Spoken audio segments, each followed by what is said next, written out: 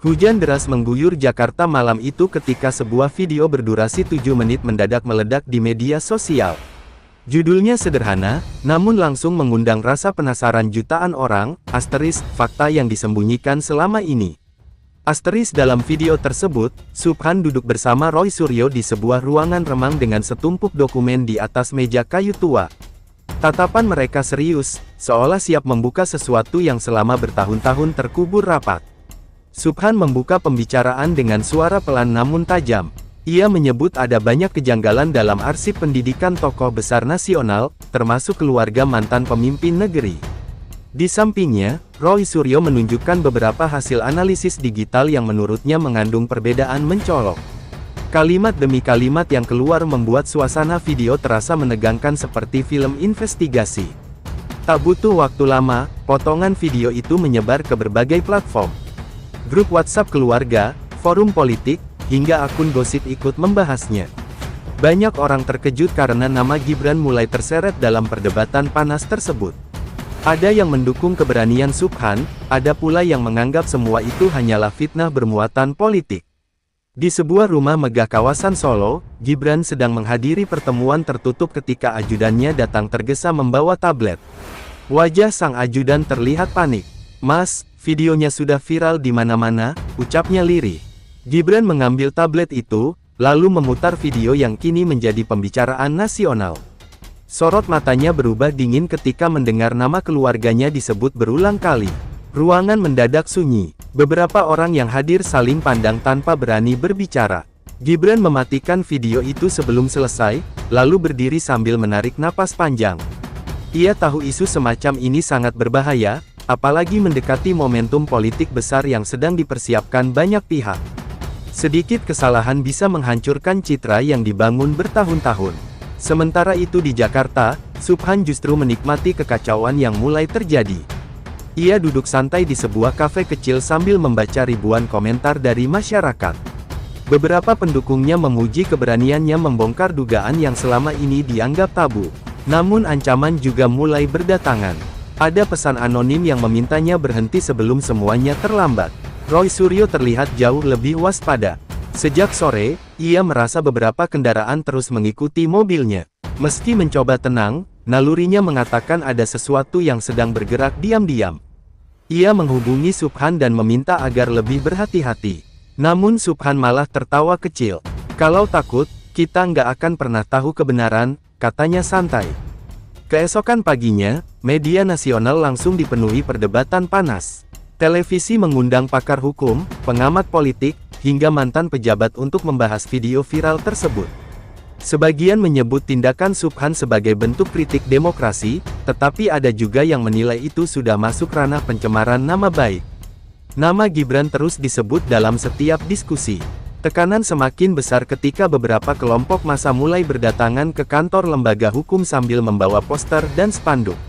Ada yang meminta kasus itu diusut tuntas, ada pula yang mendesak aparat segera menangkap penyebar isu. Suasana politik mendadak memanas hanya dalam waktu 2 hari. Di tengah kegaduhan nasional itu, Gibran memilih menghilang dari sorotan publik. Ia menolak diwawancarai media dan membatalkan beberapa agenda penting. Namun di balik pintu tertutup, pertemuan rahasia terus berlangsung hingga larut malam. Para penasihat hukumnya sibuk menyusun langkah untuk menghadapi badai yang semakin membesar. Dan ketika jarum jam menunjukkan pukul 2 dini hari, sebuah keputusan besar akhirnya diambil. Seorang pria berbaju hitam keluar dari rumah tersebut sambil membawa map merah tebal menuju mobil gelap tanpa plat dinas. Malam itu, roda permainan politik mulai bergerak lebih jauh dari yang dibayangkan siapapun. Mobil hitam tanpa plat dinas itu melaju cepat membelah jalanan Jakarta yang masih basah oleh hujan. Di dalamnya duduk seorang pria berusia sekitar 50 tahun membawa map merah yang sebelumnya keluar dari rumah Gibran. Wajahnya tegang. Sesekali ia melihat ke kaca belakang, memastikan tak ada kendaraan yang mengikuti. Isi map itu bukan sekadar dokumen biasa, melainkan kumpulan strategi untuk meredam badai politik yang mulai mengguncang nama besar keluarga mereka. Mobil tersebut akhirnya berhenti di sebuah rumah tua bergaya kolonial di kawasan Menteng. Tempat itu tampak sepi dari luar, namun di dalamnya sudah berkumpul beberapa tokoh penting. Ada pengacara senior, mantan pejabat intelijen, hingga petinggi partai yang selama ini dikenal dekat dengan lingkaran kekuasaan. Asbak rokok penuh di atas meja menjadi tanda bahwa pertemuan telah berlangsung cukup lama sebelum pria pembawa map itu datang. Tak lama kemudian, Gibran memasuki ruangan dengan langkah cepat. Semua orang langsung berdiri menyambutnya. Wajahnya terlihat lebih dingin dibanding biasanya. Ia duduk di kursi paling ujung sambil membuka map merah tersebut. Suasana begitu sunyi hingga suara detik jam dinding terdengar jelas. Masalah ini tidak bisa dianggap kecil, ujar salah satu penasihat hukum. Video mereka sudah membentuk opini publik. Kalau dibiarkan, dampaknya bisa panjang. Kalimat itu membuat beberapa orang mengangguk setuju. Mereka sadar isu yang awalnya dianggap serangan biasa kini telah berubah menjadi ancaman serius. Seorang mantan pejabat intelijen lalu menyampaikan laporan terbaru. Menurutnya, ada kelompok politik tertentu yang sengaja mendorong Subhan dan Roy untuk terus membuat kegaduhan. Tujuannya bukan sekadar membongkar dokumen, melainkan menghancurkan kepercayaan masyarakat terhadap keluarga besar penguasa lama. Mendengar hal itu, rahang Gibran mengeras. Ia mulai memahami bahwa dirinya sedang berada di tengah permainan besar. Bukan hanya tentang ijazah atau dokumen lama, melainkan pertarungan pengaruh yang melibatkan banyak pihak di balik layar. Di sisi lain kota, Subhan sedang berada di sebuah studio podcast kecil bersama beberapa aktivis muda. Mereka tertawa puas melihat video mereka terus menjadi trending nomor 1. Subhan merasa dirinya sedang berada di puncak perhatian publik. Ia bahkan mulai menyusun rencana untuk membuka babak kedua, yang menurutnya lebih mengejutkan. Roy Suryo yang duduk di sudut ruangan justru tampak gelisah. Sejak sore ia menerima beberapa telepon misterius tanpa suara. Saat mencoba melacak nomor tersebut, semuanya hilang begitu saja. Perasaan tidak nyaman terus menghantui pikirannya, seolah ada mata yang sedang mengawasi setiap gerakan mereka. Besok kita buka lagi data terbaru, kata Subhan penuh semangat. Biar semuanya terang. Namun Roy tidak langsung menjawab. Ia hanya menatap layar laptopnya sambil menarik napas panjang. Nalurinya mengatakan situasi mulai bergerak ke arah berbahaya. Malam semakin larut ketika sebuah berita mendadak muncul di televisi nasional. Seorang juru bicara resmi mengumumkan bahwa pihak berwenang sedang mengkaji langkah hukum terhadap penyebaran informasi yang dianggap provokatif dan berpotensi memecah belah masyarakat. Meski tidak menyebut nama, semua orang tahu siapa yang dimaksud. Studio kecil itu langsung hening. Aktivis-aktivis muda yang tadi tertawa kini saling pandang dengan wajah cemas. Subhan sendiri masih mencoba terlihat tenang, tetapi jemarinya mulai mengetuk meja tanpa sadar. Untuk pertama kalinya sejak kasus itu viral, ia merasakan tekanan nyata dari kekuatan yang jauh lebih besar. Sementara itu di rumah kolonial Menteng, pertemuan rahasia akhirnya selesai menjelang subuh. Satu persatu tokoh penting keluar melalui pintu belakang agar tak terlihat media. Sebelum meninggalkan ruangan, Gibran sempat berhenti di depan jendela dan memandang langit Jakarta yang gelap. Dalam pikirannya hanya ada satu hal, perang ini baru dimulai, dan tidak semua orang akan selamat ketika semuanya berakhir. Langit Jakarta masih gelap ketika suara deru kendaraan memecah kesunyian sebuah gang di kawasan Tebet. Beberapa mobil hitam berhenti tepat di depan rumah Subhan. Lampu strobo biru menyala samar, memantul di dinding rumah warga yang mulai membuka jendela karena penasaran. Puluhan aparat turun dengan langkah cepat sambil membawa map dan alat komunikasi. Di dalam rumah, Subhan baru saja tertidur setelah semalaman melakukan siaran langsung bersama para pendukungnya. Ketukan keras di pintu membuat seluruh isi rumah terbangun. Seorang aparat memperkenalkan diri dan menunjukkan surat resmi penangkapan. Wajah keluarga Subhan langsung pucat. Subhan berjalan keluar kamar dengan kaos hitam dan mata masih sembab. Meski terkejut, ia mencoba tetap tenang. Jadi ini jawabannya, tanyanya sambil tersenyum tipis. Tak ada yang menjawab. Aparat hanya meminta dirinya bersiap mengikuti pemeriksaan lebih lanjut. Dalam hitungan menit, suasana di depan rumah berubah kacau. Wartawan yang entah dari mana datang berbondong-bondong memenuhi jalan sempit itu. Kamera menyorot setiap gerakan Subhan. Tetangga mulai keluar rumah sambil berbisik-bisik, sementara pendukungnya yang mendapat kabar lewat media sosial segera berdatangan. Sebelum masuk ke mobil, Subhan sempat menoleh ke arah kamera. Kebenaran tidak bisa dibungkam, ucapnya lantang. Kalimat singkat itu langsung menyebar cepat di internet dan memicu gelombang reaksi baru dari masyarakat. Tak lama setelah penangkapan tersebut, Roy Suryo yang sedang berada di apartemennya di Jakarta Selatan menerima telepon dari seorang kenalan. Suara di seberang terdengar panik dan menyuruhnya segera menghilang untuk sementara waktu. Namun belum sempat Roy mengambil keputusan, bel apartemennya berbunyi berkali-kali. Ketika pintu dibuka, beberapa aparat sudah berdiri di depan dengan surat yang sama. Roy terdiam beberapa detik, wajahnya kehilangan warna. Ia tahu momen yang paling ia khawatirkan akhirnya datang juga. Berbeda dengan Subhan yang terlihat berani, Roy tampak lebih banyak diam saat dibawa keluar apartemen. Berita penangkapan dua tokoh itu langsung mengguncang Indonesia. Televisi nasional menghentikan acara reguler dan menyiarkan perkembangan kasus sepanjang hari. Media sosial berubah seperti medan perang. Pendukung Subhan dan Roy menuduh pemerintah anti kritik, sedangkan pihak lawan menyebut tindakan hukum itu memang sudah seharusnya dilakukan. Di Solo, Gibran memantau semua perkembangan dari ruang kerjanya. Sebuah layar besar menampilkan siaran berita non-stop tentang penangkapan tersebut. Salah satu stafnya terlihat lega karena situasi dianggap mulai terkendali. Namun Gibran justru belum merasa aman. Ini belum selesai, katanya pelan sambil mematikan televisi. Ia sadar penangkapan itu bisa menjadi pedang bermata dua. Jika salah langkah, simpati publik justru akan berbalik kepada Subhan dan Roy. Siang harinya, ratusan mahasiswa mulai berkumpul di depan gedung kepolisian. Mereka membawa poster bertuliskan kebebasan berbicara dan menuntut transparansi hukum. Aksi itu awalnya berjalan damai, namun suasana memanas ketika beberapa provokator muncul di tengah kerumunan. Dorongan demi dorongan membuat aparat mulai bersiaga penuh. Sementara itu di ruang pemeriksaan, Subhan duduk berhadapan dengan penyidik sambil tetap tersenyum kecil. Di meja depannya terdapat laptop, dokumen cetak, dan beberapa bukti digital yang telah disita. Salah satu penyidik bertanya siapa yang memberinya data-data tersebut. Namun Subhan hanya menyandarkan tubuh ke kursi dan berkata pelan, "Kalau saya bicara sekarang, negeri ini bisa lebih gaduh lagi." Malamnya, hujan kembali turun di Jakarta. Di balik jeruji ruang tahanan sementara, Roy Suryo terlihat murung sambil menatap lantai dingin. Di sel sebelah, Subhan justru tampak tenang seolah telah mempersiapkan semuanya sejak awal. Namun jauh di dalam pikirannya, ia mulai menyadari bahwa langkah yang mereka ambil telah membuka pintu menuju permainan kekuasaan yang jauh lebih gelap daripada dugaan semula. Hujan semalam meninggalkan udara dingin di sekitar markas kepolisian tempat Subhan dan Roy ditahan. Namun suasana di dalam gedung justru semakin panas. Sejak pagi, puluhan wartawan terus berusaha mendapatkan informasi terbaru. Setiap pintu dijaga ketat, sementara kendaraan pejabat keluar masuk tanpa henti.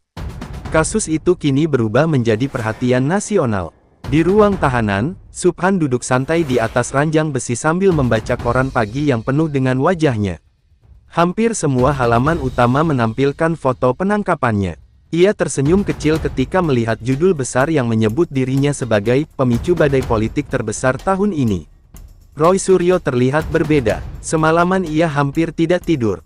Pikirannya dipenuhi rasa cemas karena beberapa file penting yang mereka simpan di tempat rahasia tiba-tiba tidak bisa diakses. Ia mencoba menghubungi salah satu rekannya melalui pengacara, namun nomor itu sudah tidak aktif.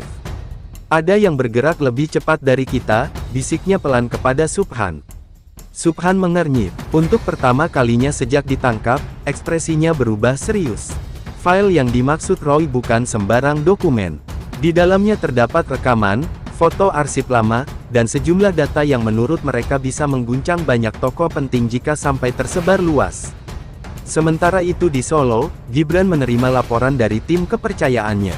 Salah satu staf mengatakan ada upaya penghapusan jejak digital besar-besaran sejak dini hari. Beberapa akun anonim yang sebelumnya aktif menyebarkan isu mendadak lenyap tanpa bekas. Forum-forum tertentu juga tiba-tiba ditutup. Namun ada satu hal yang membuat Gibran tidak tenang. Salah satu dokumen yang sempat muncul di internet belum diketahui asal-usulnya. Tim siber sudah bekerja keras melacak sumber pertama penyebaran, tetapi hasilnya nihil. Seolah dokumen itu memang sengaja dilempar oleh seseorang yang sangat ahli menyembunyikan identitas. Di sisi lain kota, seorang jurnalis muda bernama Arga sedang duduk di apartemen kecilnya sambil memutar ulang video lama milik Subhan dan Roy. Sejak awal ia merasa ada sesuatu yang janggal. Menurut instingnya, kasus ini bukan sekadar soal dokumen pendidikan atau serangan politik biasa. Arga mulai menelusuri jaringan orang-orang yang terlibat. Ia menemukan fakta bahwa beberapa akun penyebar isu ternyata terhubung dengan kelompok politik tertentu yang selama ini berada di balik layar. Semakin dalam ia menggali, semakin banyak nama besar yang muncul. Sore harinya, sebuah kejadian mengejutkan terjadi di kantor penyidik. Salah satu hard disk berisi barang bukti mendadak hilang dari ruang penyimpanan khusus. Keamanan gedung langsung diperketat. Semua petugas diperiksa satu persatu, tetapi tidak ada yang mengetahui siapa pelakunya. Berita kehilangan barang bukti itu bocor ke media hanya beberapa jam kemudian. Publik kembali gaduh. Banyak yang mulai percaya ada pihak tertentu yang sedang berusaha menghapus jejak atau bahkan memanipulasi kasus. Di ruang tahanan, Roy tampak semakin gelisah setelah mendengar kabar tersebut. Ia sadar permainan sudah berubah jauh lebih berbahaya. Namun Subhan justru terlihat berpikir keras sambil menatap dinding kusam di depannya. Dalam benaknya muncul satu pertanyaan besar, apakah mereka sedang dijebak, atau justru ada pihak lain yang sengaja memanfaatkan kekacauan ini demi tujuan yang lebih besar. Malam itu, Arga menerima sebuah email misterius tanpa nama pengirim. Isinya hanya satu kalimat pendek, asterisk, kalau ingin tahu siapa dalang sebenarnya, cari arsip tahun 2012. Asterisk di bawah pesan itu terdapat sebuah lampiran terenkripsi. Saat membuka file tersebut, wajah Arga langsung pucat. Ia baru saja menemukan potongan teka-teki yang bisa mengubah arah seluruh kasus ini. Lampu apartemen Arga masih menyala ketika azan subuh mulai terdengar dari kejauhan. Matanya merah karena semalaman menatap layar laptop yang menampilkan file terenkripsi dari email misterius itu.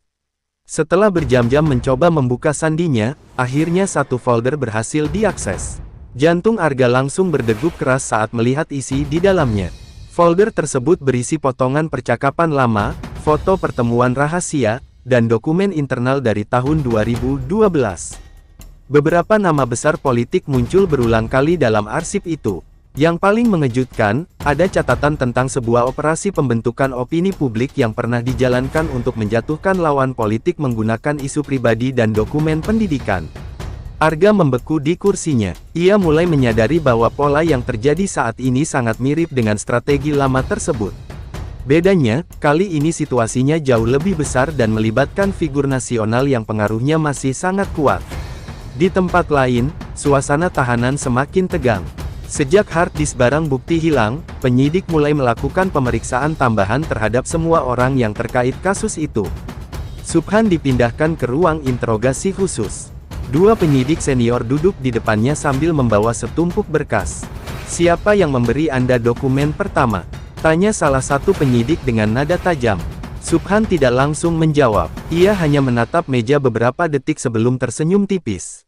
"Kalau saya buka semuanya sekarang, banyak orang penting tidak akan bisa tidur malam ini," katanya pelan. Jawaban itu membuat suasana ruangan mendadak hening. Sementara itu Roy Suryo mulai kehilangan ketenangan. Ia merasa ada sesuatu yang disembunyikan Subhan sejak awal. Beberapa data yang mereka gunakan ternyata tidak berasal dari sumber yang sama seperti yang pernah dijelaskan kepadanya dulu. Kecurigaan perlahan tumbuh di pikirannya. Di Solo, Gibran kembali mengadakan pertemuan tertutup bersama lingkaran dekatnya. Kali ini wajah semua orang tampak lebih serius. Salah satu tim siber melaporkan bahwa ada pihak asing yang ikut memainkan isu di media sosial untuk memperbesar kekacauan politik dalam negeri. "Tujuan mereka bukan hanya menyerang keluarga kita," ujar seorang analis komunikasi. "Mereka ingin menciptakan ketidakpercayaan besar terhadap seluruh sistem." Ucapan itu membuat ruangan mendadak sunyi. Gibran berdiri lalu berjalan menuju jendela besar yang menghadap taman belakang rumahnya. Di luar terlihat hujan turun perlahan. Dalam pikirannya, semuanya mulai terasa seperti jebakan raksasa yang menyeret terlalu banyak orang. Siang harinya, Arga memutuskan menemui mantan wartawan senior bernama Darmawan yang dulu terkenal berani membongkar skandal politik besar. Mereka bertemu diam-diam di sebuah warung makan sederhana pinggir kota. Setelah membaca sebagian arsip tahun 2012, wajah Darmawan langsung berubah tegang. Kamu belum tahu separuhnya, ucap pria tua itu lirih. Dulu ada tim khusus yang memang dibentuk untuk memainkan isu semacam ini. Mereka ahli menciptakan keraguan di masyarakat sampai lawannya hancur sendiri. Arga menelan ludah. Ia bertanya siapa yang menjalankan operasi tersebut. Namun Darmawan hanya menggeleng pelan. Orang-orang itu masih punya kekuatan sampai sekarang. Kalau kamu terus menggali, hidupmu bisa ikut berantakan. Malam harinya, ketika Arga pulang ke apartemen, ia mendapati pintunya sedikit terbuka. Padahal sebelum pergi ia yakin sudah menguncinya rapat. Dengan napas tertahan, ia masuk perlahan ke dalam ruangan yang gelap. Tak ada barang hilang, tetapi laptopnya menyala sendiri di atas meja. Di layar laptop itu hanya ada satu tulisan besar berwarna merah. Asteris, berhenti sekarang, atau kamu akan bernasib sama. Asteris. Arga terpaku menatap tulisan merah di layar laptopnya. Suasana apartemen terasa begitu sunyi hingga suara napasnya sendiri terdengar jelas. Tangannya perlahan meraih ponsel, bersiap menghubungi seseorang, namun ia menghentikan gerakannya ketika menyadari satu hal mengerikan, tidak ada tanda pintu dibobol. Artinya, orang yang masuk kemungkinan memiliki akses atau kemampuan profesional. Ia segera memeriksa seluruh ruangan. Lemari masih tertutup, dokumen di meja tidak berpindah, dan kamera kecil yang biasa ia gunakan untuk merekam wawancara ternyata sudah mati. Kabel memorinya dicabut dengan rapi. Ancaman itu bukan tindakan spontan, melainkan pesan terukur dari seseorang yang tahu apa yang sedang ia selidiki. Dengan jantung berdegup cepat, Arga membuka kembali folder arsip tahun 2012. Kali ini ia membaca lebih teliti setiap detail percakapan dan nama yang muncul. Di salah satu dokumen, terdapat istilah yang terus berulang, asteris operasi bayangan. Asteris nama itu terdengar seperti proyek rahasia yang sengaja dirancang untuk mengendalikan opini publik melalui isu sensitif dan serangan personal. Di sisi lain kota, Subhan kembali dipanggil ke ruang pemeriksaan. Namun kali ini suasananya berbeda. Seorang pria berjas gelap yang belum pernah ia lihat sebelumnya duduk di ujung meja sambil memainkan pulpen logam. Tatapannya dingin dan sulit ditebak. Kamu sebenarnya tidak tahu sedang melawan siapa, ucap pria itu tanpa memperkenalkan diri. Subhan tersenyum tipis meski dalam hati mulai muncul kegelisahan. Selama ini ia yakin hanya berhadapan dengan tokoh politik dan aparat hukum. Namun sejak hard disk menghilang dan berbagai ancaman bermunculan, ia mulai sadar ada kekuatan lain yang bergerak di belakang layar. Pria berjas itu mendorong sebuah foto ke depan meja. Foto tersebut memperlihatkan Subhan bersama seseorang yang wajahnya sengaja disilang tinta hitam. Kami tahu dari mana sebagian data itu berasal, katanya pelan. Dan kalau kamu terus bicara, bukan hanya kamu yang hancur. Untuk pertama kalinya, Subhan kehilangan jawabannya. Tatapannya berubah tajam ketika menyadari orang dalam foto tersebut adalah sosok lama yang selama ini ia lindungi identitasnya. Seseorang yang dulu pernah bekerja dekat dengan lingkaran elit nasional. Sementara itu Roy Suryo mulai mengalami tekanan mental berat. Di dalam tahanan, ia terus memikirkan semua kejadian beberapa hari terakhir. Ia merasa dirinya hanya dijadikan alat untuk membuka pintu menuju konflik yang lebih besar. Ketika pengacaranya datang membawa kabar tentang ancaman terhadap Arga, wajah Roy langsung pucat. Ini sudah di luar dugaan kita, katanya lirih. Di Solo, Gibran mendapat laporan baru dari tim intelijen internalnya. Ada indikasi bahwa beberapa tokoh lama yang pernah tersingkir dari lingkaran kekuasaan kini mencoba memanfaatkan kekacauan untuk kembali naik. Mereka sengaja memperbesar isu demi menciptakan ketidakpercayaan terhadap pemerintah dan keluarga politik tertentu. Gibran duduk diam cukup lama setelah mendengar laporan itu. Di depannya terdapat foto-foto demonstrasi yang semakin meluas di berbagai kota. Ia mulai menyadari bahwa setiap langkah yang diambil justru membuat situasi makin sulit dikendalikan.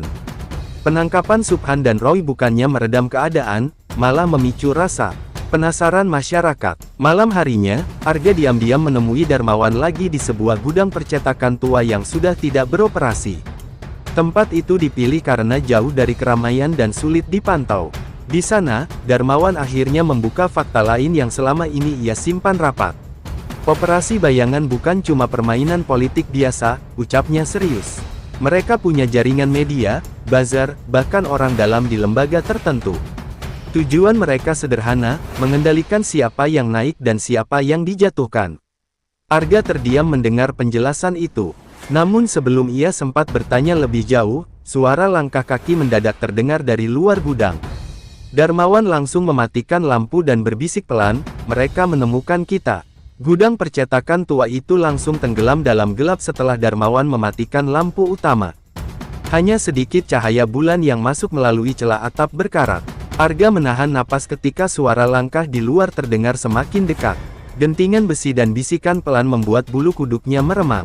Darmawan memberi isyarat agar tetap diam. Dengan gerakan hati-hati, pria tua itu membuka laci meja kayu usang dan mengeluarkan sebuah pistol kecil yang tampak sudah lama disimpan. Arga membelalak kaget. Selama ini ia mengenal Darmawan hanya sebagai mantan wartawan keras kepala, bukan seseorang yang terbiasa menghadapi situasi berbahaya seperti itu. "Kalau mereka sampai masuk, jangan banyak bicara," bisik Darmawan pelan.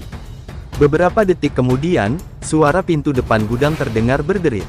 Ada lebih dari satu orang masuk ke dalam. Sinar senter menyapu ruangan gelap, bergerak perlahan di antara mesin-mesin cetak tua yang penuh debu. Arga bisa mendengar suara napasnya sendiri semakin berat. Salah satu pria misterius itu berkata lirih, "Cari laptopnya. Jangan sampai file itu keluar malam ini." Kalimat tersebut membuat jantung Arga berdegup keras. Ia sadar bahwa data yang ia pegang jauh lebih penting daripada yang ia bayangkan sebelumnya. Folder arsip tahun 2012 ternyata benar-benar menjadi sesuatu yang ingin ditutup rapat oleh pihak tertentu. Darmawan menarik lengan Arga menuju lorong sempit di belakang gudang. Mereka berjalan pelan di antara tumpukan kardus dan rak besi tua. Namun saat hampir mencapai pintu belakang, sebuah kaleng kosong tak sengaja tersenggol kaki Arga hingga menggelinding keras di lantai. "Di belakang!" teriak salah satu pria. Situasi berubah kacau. Sinar senter langsung mengarah ke lorong sempit itu. Darmawan mendorong Arga agar berlari lebih dulu menuju pintu keluar. Mereka berhasil keluar ke gang kecil belakang gudang, tetapi dua pria bertubuh besar segera mengejar dari belakang. Hujan rintik mulai turun ketika Arga dan Darmawan berlari menembus gang sempit yang licin. Nafas mereka tersengal. Di kejauhan terdengar suara mesin mobil menyala. Seseorang rupanya sudah menunggu di ujung jalan. Tanpa banyak bicara, Darmawan membuka pintu mobil tua berwarna abu-abu dan menyuruh Arga masuk cepat. Mobil itu langsung melesat meninggalkan lokasi sebelum para pengejar berhasil mendekat. Dari kaca belakang, Arga melihat beberapa pria berdiri di bawah hujan sambil memperhatikan mereka pergi. Di dalam mobil, suasana terasa tegang. Darmawan menggenggam setir dengan wajah serius. "Sekarang kamu percaya kalau ini bukan sekadar isu politik biasa?" tanyanya tanpa menoleh. Arga mengangguk pelan. Tangannya masih gemetar. Siapa sebenarnya mereka? Darmawan terdiam beberapa saat sebelum menjawab. Orang-orang yang sudah bertahun-tahun bermain di balik layar kekuasaan. Mereka tidak peduli siapa presiden, siapa oposisi, atau siapa yang dipenjara. Selama mereka bisa mengendalikan keadaan, mereka akan tetap hidup. Sementara itu di ruang tahanan, Subhan mendadak dipindahkan tengah malam tanpa pemberitahuan. Jelas, dua kendaraan tak bertanda membawanya keluar dari gedung pemeriksaan menuju lokasi rahasia. Di perjalanan, Subhan melihat jalanan Jakarta yang sepi sambil mencoba menebak apa yang sedang terjadi. Namun ketika mobil berhenti di sebuah bangunan tua bekas kantor pemerintahan, firasat buruk langsung menghantam pikirannya. Seorang pria berjas gelap yang pernah menemuinya sebelumnya sudah berdiri menunggu di depan pintu. Dengan tatapan dingin, pria itu berkata pelan, "Malam ini kamu akan melihat siapa yang sebenarnya mengatur permainan." Bangunan tua bekas kantor pemerintahan itu berdiri sunyi di tengah kawasan yang nyaris terlupakan. Cat dindingnya mengelupas, jendelanya gelap, dan halaman depannya dipenuhi rumput liar. Namun saat Subhan dibawa masuk melewati pintu belakang, ia langsung sadar tempat itu masih aktif digunakan secara diam-diam.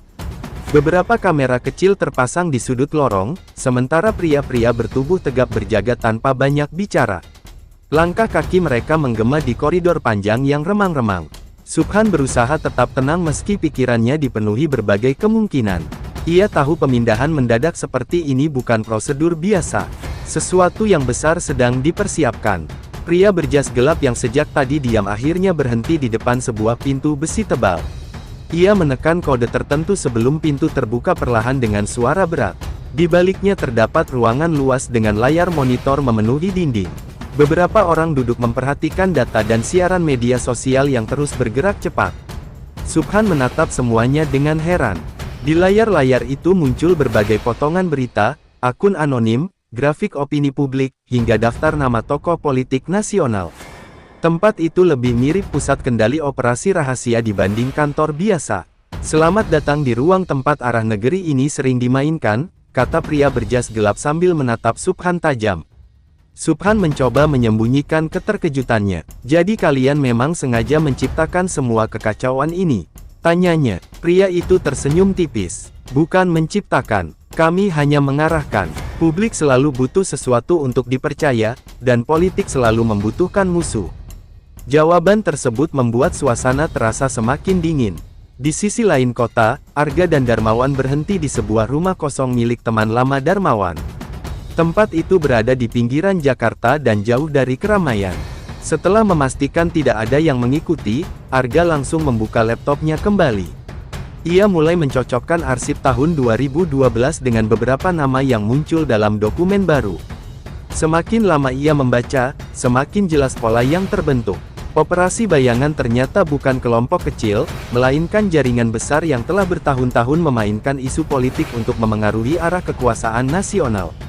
Darmawan duduk sambil menyalakan rokok dengan tangan sedikit gemetar. "Dulu saya pernah hampir membongkar mereka," katanya lirih. "Tapi semua bukti hilang dalam semalam. Rekan saya meninggal dalam kecelakaan misterius, dan saya dipaksa berhenti." Arga menoleh pelan. Untuk pertama kalinya ia melihat ketakutan nyata di mata pria tua itu. Ketakutan yang selama ini tersembunyi di balik sikap kerasnya. Sementara itu di Solo, Gibran menerima laporan baru yang membuat wajahnya menegang. Salah satu orang kepercayaannya diam-diam memberikan informasi bahwa ada operasi digital besar yang sengaja dimainkan untuk memperkeruh situasi antara dirinya, Subhan, dan publik. Bahkan beberapa akun yang terlihat saling bermusuhan ternyata dikendalikan pihak yang sama. Gibran berdiri dari kursinya lalu berjalan menuju balkon rumah. Malam terasa dingin. Ia mulai sadar bahwa dirinya pun mungkin hanya bidak dalam permainan yang lebih besar. Selama ini ia mengira semua kekacauan berasal dari lawan politik biasa, tetapi kini gambarnya jauh lebih rumit. Kembali di bangunan rahasia itu, Subhan diperlihatkan sebuah rekaman lama di layar besar. Matanya langsung membelalak ketika melihat isi video tersebut.